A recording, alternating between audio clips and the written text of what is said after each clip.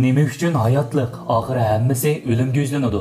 Bu bo'lsa bir hammamiz biladigan, lekin yana hammamiz bilmaydigan masala.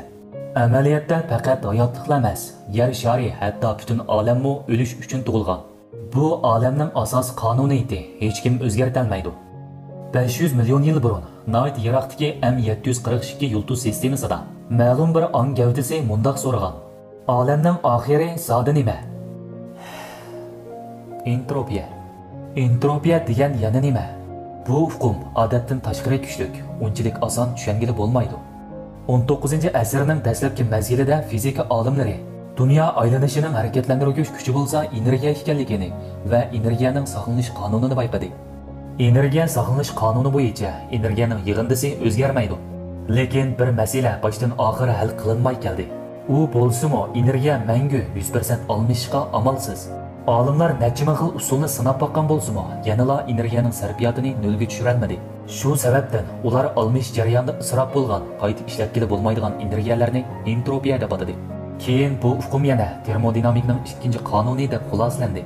Ya'ni energiyaning almishi mangu entropiya ishlab chiqaradi. Ya'ni shundoq deyishga bo'ladiki, dunyoda mangulik harakatlantiruvchi kuch hargiz mavjud emas. Oddiyroq qilib aytganda, entropiyani qalaymaqonchilik darajasiga o'xshatishga bo'ladi. Termodinamikning ikkinchi qonunida hamma narsa oxiri entropiya qimmati eng chong bo'lishga yuzlanadi deb yuritilgan. Ya'ni shundoq deyishga bo'ladiki, agar sirtqi kuch ta'sir ko'rsatmasa, shaylar mangu qalaymaqonchilik holatiga qarab taraqqiy qiladi. Nemishqa mashinani haydamay qo'yib qo'ysa, texmo azon buziladi. Nemishqa uyni tozalamasa, bargan sira maynat bo'ladi. Nima uchun dunyodagi go'zal narsalar mukammal bo'lmaydi?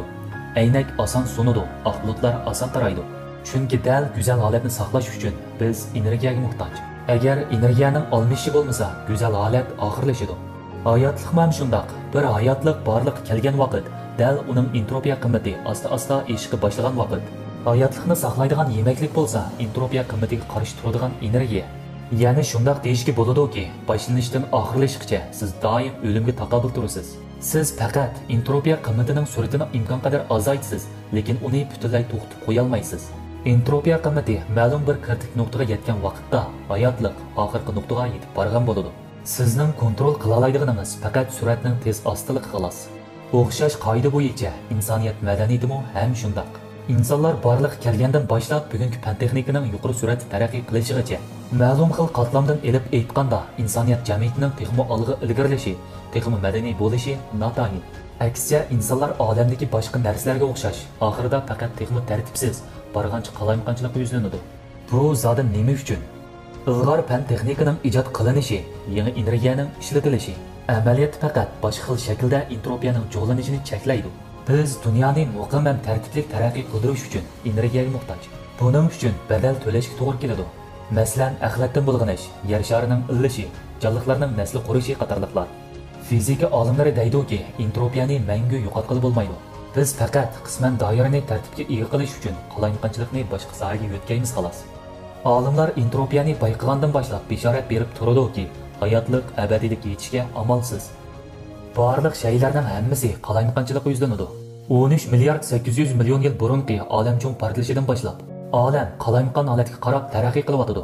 Kichikdan hayotlik, cho'ngdan osmon jismigacha go'yo ba'zi ishlar hammasi oldin ola o'rlashtirib qo'yilgandek. Har bir shayning kritik nuqtasi o'xshamaydi. Tabiat dunyosidagi hayvonlarni misol qilsak, ba'zi hayvonlar faqat 2 kun yashaydi, lekin toshbaqa bo'lsa necha yuz yil yashaydi. Osmon jismlariga kelsak, quyoshning umri 10 milliard yilga yetadi.